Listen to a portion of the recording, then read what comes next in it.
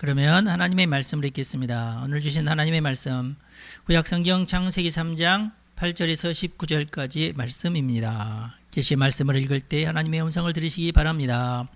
그들이 그날 바람이 불 때 동산에 거니시는 여호와 하나님의 소리를 듣고 아담과 그의 아내가 여호와 하나님의 낯을 피하여 동산 나무 사이에 숨은지라. 여호와 하나님이 아담을 부르시며 그에게 이르시되 내가 어디 있느냐 이르되 내가 동산에서 하나님의 소리를 듣고 내가 벗었으므로 두려워하여 숨었나이다.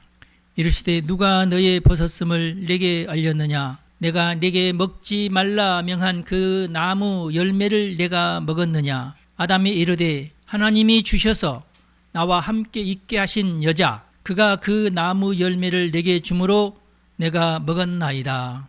여호와 하나님이 여자에게 이르시되 내가 어찌하여 이렇게 하였느냐. 여자가 이르되 뱀이 나를 꿰므로 내가 먹었나이다. 여호와 하나님이 뱀에게 이르시되 내가 이렇게 하였으니 내가 모든 가축과 들의 모든 짐승보다 더욱 저주를 받아 배로 다니고 살아있는 동안 흙을 먹을지니라. 내가 너로 여자와 원수가 되게 하고 내 후손도 여자의 후손과 원수가 되게 하리니 여자의 후손은 내 머리를 상하게 할 것이요 너는 그의 발꿈치를 상하게 할 것이니라 하시고 또 여자에게 이르시되 내가 네게 임신하는 고통을 크게 더하리니 내가 수고하고 자식을 낳을 것이며 너는 남편을 원하고 남편은 너를 다스릴 것이니라 하시고 아담에게 이르시되 내가 네 아내의 말을 듣고 내가 네게 먹지 말라 한 나무의 열매를 먹었은즉 땅은 너로 말미암아 저주를 받고 너는 내 평생에 수고하여야 그 소산을 먹으리라. 땅이 내게 가시덤불과 엉겅퀴를 낼 것이라. 내가 먹을 것은 밭의 채소인즉 내가 흙으로 돌아갈 때까지 얼굴에 땀을 흘려야 먹을 것을 먹으리니 내가 그것에서 취함을 입었음이라. 너는 흙이니 흙으로 돌아갈 것이니라 하시니라. 아멘. 찾아오시는 하나님, 이런 제목으로 말씀을 드리겠습니다. 오늘은 하나님에 대한 말씀을 드리겠습니다. 1938년, 지금으로부터 87년 전 이야기입니다. 한 유대인 학자가 독일에서 쫓겨났는데요. 나치가 폴란드 출신 유대인들을 강제에 추방한 날이었어요. 그의 이름은 아브라함 요수아 헤셀. 그는 베를린에서 철학을 가르치고 유대 신학을 가르치던 30대 유대인 랍비였어요. 그렇게 해서 미국으로 뉴욕으로 도망을 갔는데 그가 독일을 떠난 지 얼마 되지 않아서 홀로코스트가 시작이 되었고 그의 어머니는 나치에게 학살을 당했고 세 자매가 있었는데 그 중에 두 명은 아우슈비츠 그리고 트레블랑카에서 죽었어요. 미국으로 건너간 헤셀은 이 극한 고통 속에서 자신을 뭐라고 표현을 했냐면 장작불에서 불 타다가 거기서 빠져나와서 이미 그을려진 장작 한 개미가 바로 나다. 그렇게 고백을 했어요. 이 극한 고통 속에서 성경을 보다가 뭘 발견했냐면 인간을 찾아오시는 하나님을 발견하게 됐어요. 하나님이 인간을 찾아오시는, 고통받고 있는 인간에게 먼저 걸어오시는 분이 하나님이시군. 사람이 하나님을 찾아가는 게 아니라 하나님이 인간을 찾아오시는구나. 그것도 고통 속에서, 안타까움 속에서 찾아오시는구나. 이걸 발견했어요. 저는 오늘 이 자리에서 헤셀이 발견한 그 하나님, 성경에서 그 하나님을 함께 확인하고 싶습니다. 우리가 하나님을 찾기 전에 하나님께서 먼저 우리를 찾아오셨다, 그런 뜻입니다. 물론 이제 헤셀이 처음으로 이걸 발견했다는 것은 아니고 그보다 훨씬 더 이전에 칼 바르트라는 사람이 책을 한 권 냈는데 거기에 이제 이런 말들이 있어요. 중세 시대에는 사람들이 하나님을 생각할 때에 하나님은 감정이 없으신 분으로 생각을 했어요. 중세 철학에서는 모든 것이 완벽하신 하나님은 뭐 하나 부족한 것이 없기 때문에 unmoved mover시다. 뭔가를 움직이시는 분이시긴 하는데 본인은 절대 움직이시지 않으신 분이시다. 움직이시지 않으시니까 뭐 슬픔도 모르시고 기쁨도 없고 뭘 더 기뻐할 것도 없고 더 슬퍼할 것도 없는 완벽한 그분이시다. 우리가 얼핏 느끼기에는 그럼 하나님은 기뻐하시지도 않고 슬퍼하시지 분노하시지 이렇게 됐어? 그럼 이렇게 해. 명령만 내리시는 그런 분으로 알고 있었는데 그 생각이 바뀐 거죠. 성경은 절대로 하나님을 그렇게 표현하지 않는데 철학자들은 하나님을 그렇게 묘사를 했으니까 성경학자들도 철학자들이 그렇게 얘기하니까 성경에 나오는 하나님도 그러신가 보다 그랬던 거죠. 하여튼 이분이 이렇게 하나님에 대해서 새롭게 생각하게 되어서 그 뒤로부터 신학이 굉장히 많은 발전을 하게 됐어요. 오늘 우리가 읽은 창세기 3장에는 최초로 인류가 범죄하고 그러고 나서 하나님께서 직접 아담에게 찾아오신 내용입니다. 3장 9절에 특별히 보면은 여호와 하나님이 아담을 부르시며 그에게 이르시되 내가 어디 있느냐 네가 어디 있느냐 라고 말씀하고 있습니다. 그 전에 무슨 일이 있었죠? 아담과 하와가 하나님이 먹지 말라고 한 선악과 열매를 먹었습니다. 그러자 그들에게 어떤 현상이 일어났어요? 부끄러운 현상이 일어났어요. 그 열매를 먹으면 뭔가 좋아질 줄 알았는데 오히려 안 좋아졌어요. 괜히 부끄러웠어요. 옷을 안 입고 있다는 것이 부끄러웠어요. 나뭇잎을 꺾어가지고 자신의 몸을 가렸어요. 그리고 하나님의 음성을 듣고 숨었어요. 죄책감이죠. 달달달 떨게 됐어요. 하나님 먹지 말라는 거 먹었는데 어떡하지? 그럼 하나님은 진노하시고 심판하시고 그러시겠죠? 근데 하나님은 아담에게 찾아오셔가지고 아담아 어디 있느냐? 어디 있는지 뻔히 아시잖아. 근데 아담아 너 지금 어디에 있느냐? 이렇게 물어봤습니다. 지금 하나님께서 아담하고 숨바꼭질 놀이를 하고 있는 건가요? 아담은 왜 숨었을까요? 두려워서이죠. 그 다음에 죄책감 때문에 그러고 보통 사람들이 다 죄를 지으면 이런 현상이 일어나죠. 왠지 자신이 벗고 있다는 사실이 이제 부끄러워지는 거예요. 뭔가 해서는 안 될 일을 내가 한 것 같은 그런 경우에 사람들에게 이제 일반적으로 나타나는 현상입니다. 오늘날 사람에게는 하지 말아야 될 행동이나 생각이나 태도가 참 많습니다. 근데 이제 사람들이 이제 그렇게 자기가 해야 될 행동, 어떤 하지 말아야 될 생각, 하지 말아야 될 어떤 태도 때문에 고민이 많아요. 그래서 사람들이 만들어내는 게 뭐냐면은 거짓입니다. 거짓. 왜냐하면 이것을 외면하고 싶어서 나는 안 그런 사람인데 나는 그럴 수밖에 없는 어떤 이유가 있는 거야. 이런 것을 표현하기 위해서 그런 어떤 모습들을 합니다. 사람은 같이 살면 나도 자유롭고 싶고 저 사람도 자기 나름대로 자유롭고 싶죠. 자기가 하고 싶은 것대로 하고 싶고 나도 내가 하고 싶은 것대로 하고 싶은 거예요. 근데 이게 저 사람 때문에 내가 이익이 되기도 하지만 저 사람 때문에 나에게 좀 불편이 와. 저 사람이 저렇게 했으면 안 좋아. 나는 싫어. 저렇게 하는 건 내가 싫어. 그럼 같이 살지 말아야 되죠? 근데 같이 살지 않으면 더 불편해. 혼자 살면 더 불편하거든요. 그렇죠? 예. 그래서 어쩔 수 없이 같이 살아야 되는데 같이 살 때도 역시 불편한 게 생겨요. 그래서 어떻게 합니까? 규칙을 만드는 거죠. 우리 같이 살려면 우리 이렇게 합시다 하고 규칙을 만들어요. 그래서 그 규칙이 서로 그렇게 하자고. 그래, 난 당신 이렇게 하는 거 싫어. 나랑 같이 있으려면 그렇게 하지 마라. 나는 이렇게 하고 싶은데 저 사람하고 같이 있으려면 이렇게 하는 걸 싫어하는구나. 그럼 어떻게 해야 돼요? 저 사람하고 같이 있으려면 내가 하고 싶은 것을 하지 말아야 돼. 그렇죠? 너무나 당연히 그렇죠? 근데 우리 하나님은 딱 한 가지 규칙만 요구했어요. 왜 그러냐면은 그 나머지 자잘한 것들은 사실은 사랑이 다 가발을 합니다. 저 사람이 내가 불편해하는 짓을 해도 내가 사랑이 있으면 그게 용납이 돼요. 사랑이 없으면 절대 용납이 안 돼요. 용납이 안 되면 어떻게 돼요? 그러면 주먹이 나가든지 주먹이 못 나가면 어떻게 돼요? 부비 트랩을 설치를 하죠. 가다가 넘어지라고. 거기다 가시를 많이 만들어 놓고 저런 짓 하지 못하게끔. 사람은 생각을 하는 존재이기 때문에 저 사람이 저런 짓을 하지 못하도록 많은 장치를 또 만들어냅니다. 그러나 사랑이 있으면 어떻게 돼요? 사랑이 있으면 그게 용납이 됩니다. 사랑이 없으면 만약에 저 사람이 나를 무시한다는 생각이 들면은 어떻게 공격할까를 고민을 합니다. 저 사람을 화나게 만들려면 내가 어떻게 할까? 저 사람이 나를 공격하지 못하게 하기 위해서는 내가 어떻게 할까? 그러면서 굉장히 많이 연구를 하게 돼 있어요. 그 모든 것이 어떻게 보면은 죄스러운 것들이죠, 다들. 그러니까 사랑하면은 다 해결될 문제를 사랑하지 못하면은 이게 발생을 하는 거예요. 그런 것들. 죄라는 게 그렇습니다. 그래서 하나님께서 사람과 나 사이에 선악과만 먹지 않으면은 다 모든 것이 만사오케이야. 알겠지? 그러니까 너는 그것만 먹지 마. 그런데 속이는 마귀가 와서 속이잖아요. 그렇게 해서 먹고 결국은 죄를 범하게 되었어요. 그래서 그 하나의 규칙이 어겼으니까 이제 수많은 규칙이 또 생기는 거예요. 그리고 부끄러움까지 알게 되어버렸어요. 그리고 이제 옷을 입어야 됩니다. 원래는 옷 입는 것이 불편했는데 이제는 옷을 안 입으면 불편하게 됐어요. 옷이 자신의 부끄러움을 가리기 때문에 나의 의가 됩니다.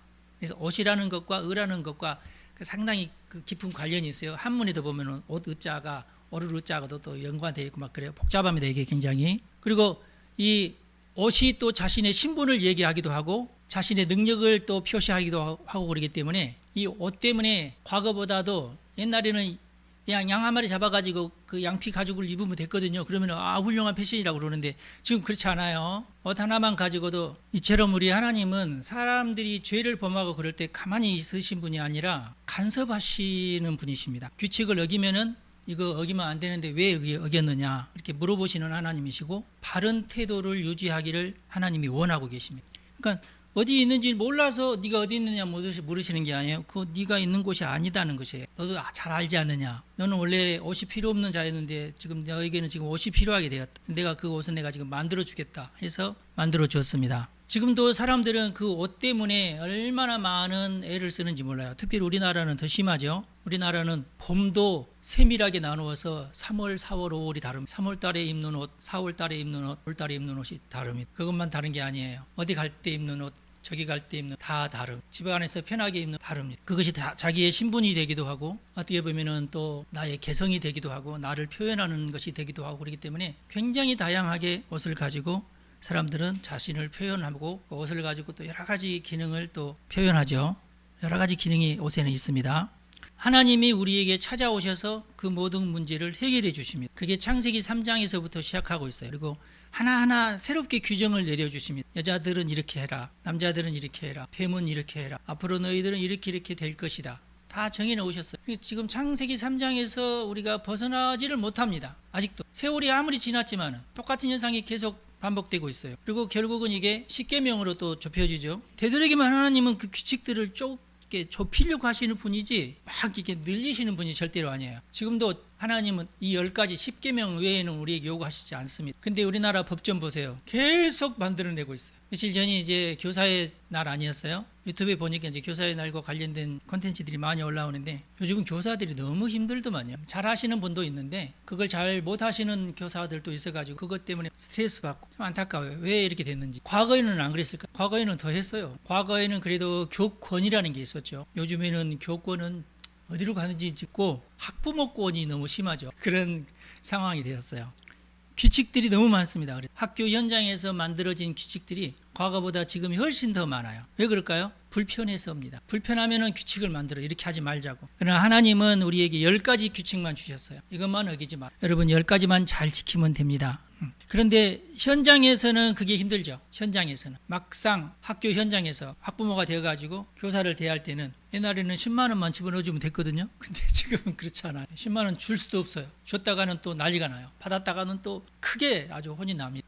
아무튼 이 문제를 해결하시는 분은 하나님이신데 하나님은 우리에게 가까이 오신다. 우리가 죄를 지었지만은 죄인에게 가까이 오시는 분이 하나님이시다. 왜? 관계를 끊지 않으시려고. 죄인이어도 관계를 끊으시면 안 됩니다. 여러분들에게도 여러분 식구들에게도 관계를 끊으시면 안 돼요. 아, 이분은 내가 평생 봐야 될 사람이다. 그러면은 그 관계를 끊지 않으려고 노력을 해야 됩니다. 노력을 하려면 어떻게 해야 되겠어요? 예절을 지켜야 되고 그 사람에게 해가 되는 것을 하지 않도록 해야 되고 그 사람에게 유익이 되는 것을 내가 해야 돼. 저 사람을 막 계속 기분 나쁘게 하면서 나랑 계속 같이 살 수는 없어요. 그렇죠? 서로 예절을 지키면서 그 사람의 필요한 것을 내가 공급해 주기도 하고 말 한마디라도 내가 따뜻하게 해주고 반갑게 해주고 그 사람과 얘기할 때는 눈을 마주치고 미소를 짓고 그렇게 해야 됩니다. 아까 제가 소개한 헤셀이 발견한 것 중에서 아주 중요한 것이 또 뭐냐면 하나님의 감정입니다. 하나님의 감정. 영어로 이제 파토스라고 그래요. 하나님의 열정. 성경에 보니까 그게 있어요. 없는 줄 알았는데 전지전능하시고 뭐 이러신 줄만 알았는데 하나님이 그 하나님의 뜨거운 감정을 가지고 사람에게 다가온다는 것을 헤셀이 발견한 거예요. 그전에는 그런 걸 몰랐는데 특별히 예레미야는 눈물의 선지자로 알려져 있잖아요. 제일 감성적인 선지자가 예레미야입니다. 예레미야서를 보면은 정말 어떤 그런 감정적인 얘기들이 그 속에 많이 들어있어요. 아, 그렇구나.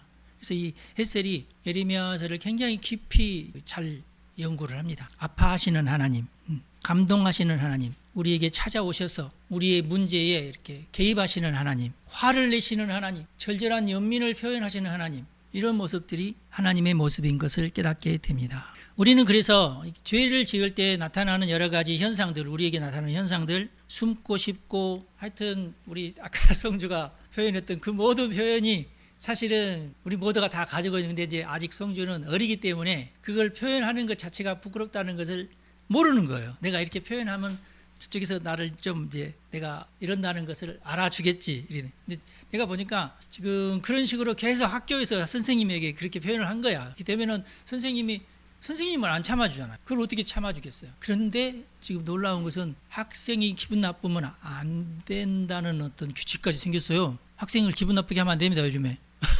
근데 그러려면 어떻게 해야 돼요? 아이가 굉장히 예절스러워야 돼요. 그렇지 못하잖아요. 보통 성조 같은 그런 애가 있으면은요, 선생님도 절대 성조 편을 안 들어주죠. 선생님 앞에서도 그러는데 애들한테는 얼마나 더 끔찍하죠, 여러분. 많은 사람들이 숨고 거짓말하면 너무 편하니까 거짓말해버리고 변명해버리고, 변명이지 뻔히 알지만은 변명하면서 미꾸라지처럼 막 빠져나가 버리니까, 하나님을 외면하고 하나님의 규칙을 만들고 이렇게 하시는 분이니까 하나님이 없지 뭐, 도망가 버리고, 심지어는 하나님이 없다고 믿는 사람들이 너무 많아요. 그리고 거기에 대한 어떤 그 핑계도 많이 만들어내요. 하나님이 계시면 내가 이렇게 억울한데 하나님은 이 상황을 모르신단 말이야? 모른 척 하시는 거 아니야? 없으신 거겠지. 왜 이런 상황인데 나를 이렇게 고통받도록 내버려 두시지? 왜 하나님은 나보다 더 잘못한 저 사람은 병을 안 주고 나한테는 병을 주시지? 나는 왜 망하게 하시지? 악인이 막 기세등등하게 잘 사는 것, 와, 전과자인데도 국회의원이야, 와, 어쩜 이럴 수가 있지? 뭐 이런 것 때문에 막 사람들이 분노하잖아요. 왜 저런 사람들은 심판하시지 않지? 하나님 낮잠 주무시나? 아니야, 하나님은 애초에 없어. 여러분, 하나님이 애초에 없다고 생각되면 어떻게 되죠? 그 끝은 공산주의입니다. 그래? 어차피 인생은 뭐 지옥도 없고 천국도 없고 이 인생 이대로 살다가 죽는 건데, 내가 나쁘게 살더라도 나만 살면 되지, 이렇게 되는 거예요. 그렇게 되면 권력은 내가 잡아야지, 저 사람 죽일 수라도 내가 잡아야지, 그렇게 되는 거고 결국은 공산주의로 가요. 그래서 우리 하나님은 그렇게 방어적 태도를 보이고 숨고 변명만 늘어놓고 이런 자에게 오셔서, 얘야, 넌 지금 어디에 있니? 거기가 지금 네가 있을 그런 자리야? 내가 먹지 말라고 한 선악과 먹었니? 아니요.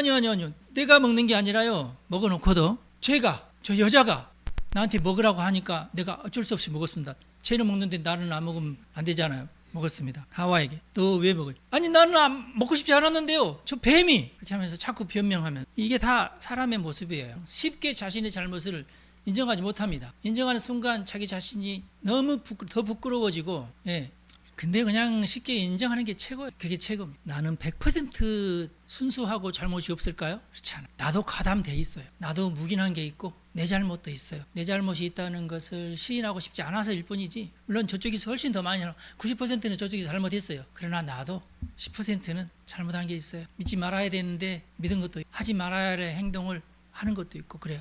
근데 여러분, 어차피 우리는 다 죄인입니다. 어딘가 숨을 곳이 필요한 게 아니라 하나님은 더 잘 알고 있어서 그냥 옷으로 가리면 돼요. 그냥 그 옷으로 가리면 된다는 이 사실을 하나님께서 알고 있으셨기 때문에 옷을 지어서 우리에게 주신 겁니다. 그게 의의 옷이에요. 의라는 말과 옷이라는 말이 비슷한 이유가 거기 있어요. 예수님이 우리의 의가 되십니다. 이것도 굉장히 놀라운 거예요. 예수님의 보혈이 우리의 의가 돼요. 예수님이 대신 죽음으로, 양이 대신 죽은 것을 상징하는 거죠. 양이 대신 죽고 양털을 우리에게 입히신 것처럼 예수님이 우리를 위해서 대신 죽고 예수님의 의를 우리가 입는 거예요. 그러면서 우리가 부끄러움에서 벗어나게 되는 겁니다. 우리가 이제 상당히 이 죄책감이라는 게 소중한 것인데, 많은 사람들이 이 죄책감을 꺼버려요. 왜냐하면 견딜 수가 없으니까. 죄책감을 켜시기 바랍니다. 민감하게 그 센서의 어떤 민감도를 높이십시오. 높이실수록 좋아요. 높일수록 자유로워요. 근데 이것이 높아질수록 의의 옷이 없는 사람들은 너무나 불안정하고 두렵기 때문에 이걸 꺼버려요. 죄책감의 스위치를 꺼버린다. 켜셔요. 이것을 켜시고 그 민감 볼륨을 조절하셔가지고 민감도를 더 크게 확장을 하세요. 그게 좋습니다. 그래야 내가 하나님의 도우심을 받아들일 수가 있어요. 예수 그리스도의 보혈을 받아들일 수 있어요. 그러면서 안심이 되는 것입니다. 사람은요, 사실은 죄인으로서의 사람은요, 개보다 더 못해요.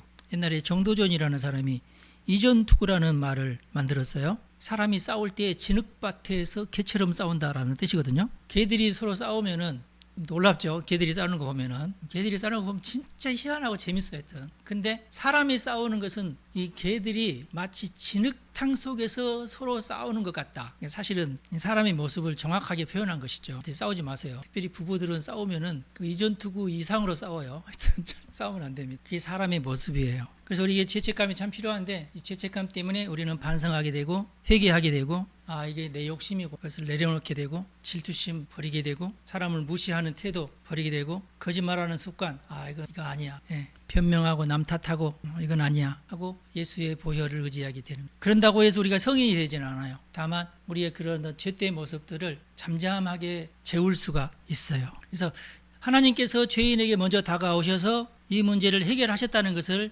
우리가 믿어야 됩니다. 과거에는 그것을 이제 어린 양을 잡으면서 해결을 했지만, 이제는 우리가 예수 그리스도의 십자가를 믿으면서 완전히 해결할 수 있다는 것을 우리가 믿음으로 받아들여야 돼. 예수님 때문에 나는 제대로 된 삶을 그나마 살 수 있다. 그렇다고 해서 뭐 남자들은 가서 땀 흘리면서 일해야 되는 거 안 해도 되고 그런 건 아니에요. 다 하면서도 그나마 좀 행복하게 인생을 살아갈 수 있다. 요한복음 1장 14절에는 이런 말씀이 있습니다.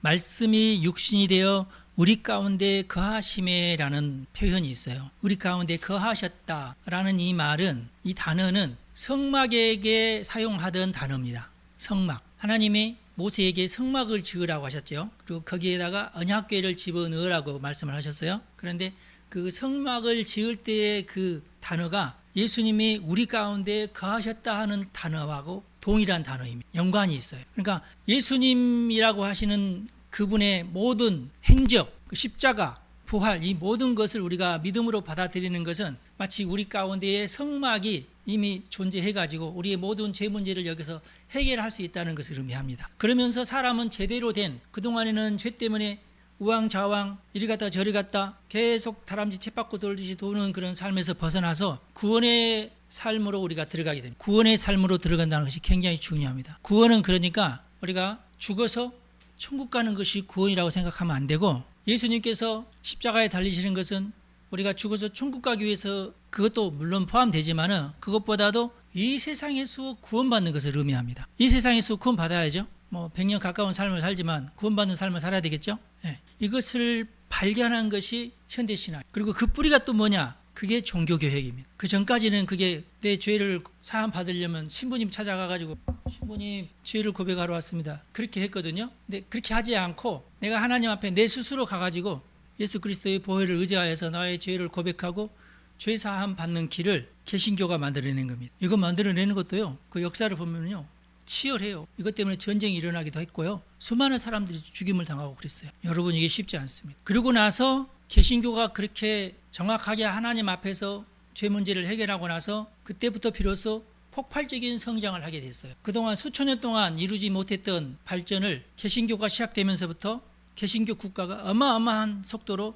발전하기 시작을 해가지고 그 개신교의 모든 어떤 사상들, 인간이 죄인인 것, 인간은 부족한 것, 이 모든 것들을 헌법에 다 집어넣으면서 개신교인들 중에서 석학들이 모여가지고 만드는 헌법이 지금 현재 미국의 헌법이에요. 모든 인류의 역사를 다 총망라해가지고 이렇게 법을 만들어 놔야지 이 법이 집행하는 나라가 돼야 된다. 왕이 집행하는 나라가 아니라 법이 집행하는 나라가 되는데, 그 법관들이나 뭐 행정관들도 다 죄인인데 그 죄인들이 이 법 때문에 고소를 하면은 그 사람이 그 자리에서 내려오도록 이렇게 만들어 놓는 그 법이 지금 미국의 헌법이고, 그 미국의 헌법을 우리나라 초대 대통령 이승만 대통령이 다 배워가지고 오는데 그 100%를 갖다가 옮길 수 없어가지고 그 중에서 중요한 것만 좀 뽑아가지고 비슷하게 만들어낸 헌법이 지금 현재 우리나라의 헌법이에요. 그래서 사실은 전 세계에서 미국의 헌법을 제일 많이 닮은 헌법을 가지고 있는 나라가 우리나라입니다. 참 놀라운 거죠. 이런 나라가 세상에 없어요. 사실 제가 조사를 해봤더니 없어요. 프랑스, 영국 아니에요. 우리나라만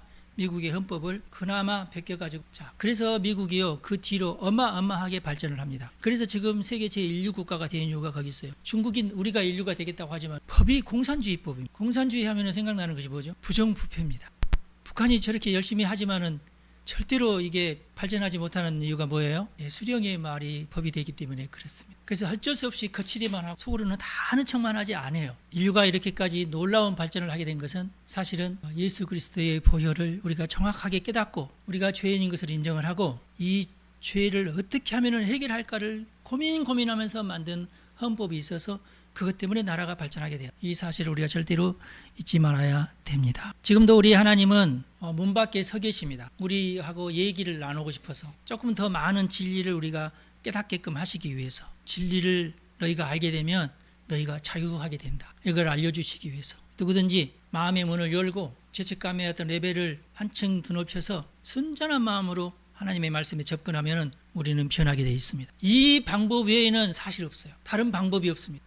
이 방법이 본인의 영혼에 적용이 돼야 되고, 이 방법이 가정에 적용이 돼야 되고, 이게 국가에 적용이 돼야 돼요. 그러면은 그 사람은 소망이 있고, 그 가정은 소망이 있고, 그 나라도 소망이 있어요. 이 방법밖에 없습니다. 우리 주변에는 하나님을 만났지만 하나님과 멀리 멀어져 버리신 분들도 많고, 아직 하나님을 만나지 못한 사람도 많고, 그렇지 않습니까?